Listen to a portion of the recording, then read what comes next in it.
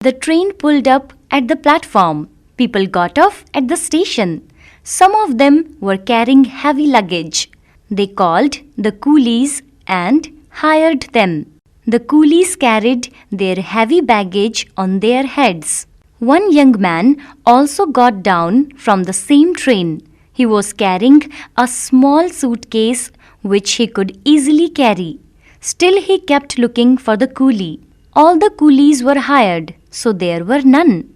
Still, the men kept shouting for the coolie.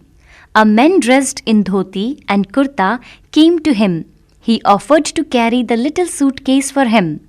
The young man scolded him. "What took you so long? Don't you want to work?" He handed over the suitcase to that man and led the way. "Where do you want to go?"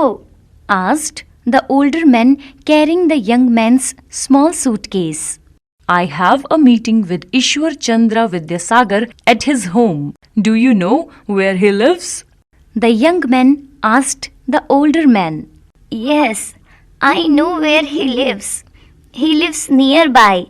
I can take you to his house," the older man offered. Quietly, the two of them reached a house. The older man said to the young man, "This is where Ishwar Chandra Vidyasagar lives. Please wait at the door."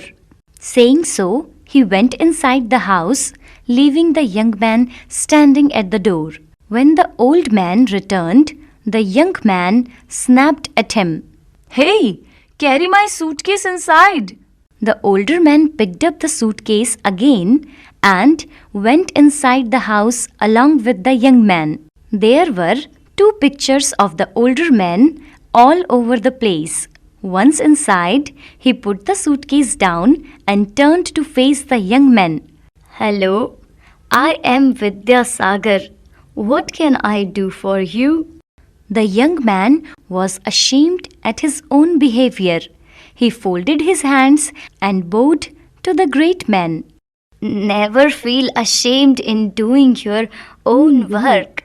You could easily have carried this suitcase on your own and saved yourself from this embarrassment," smiled the great Vidyasagar at the young man.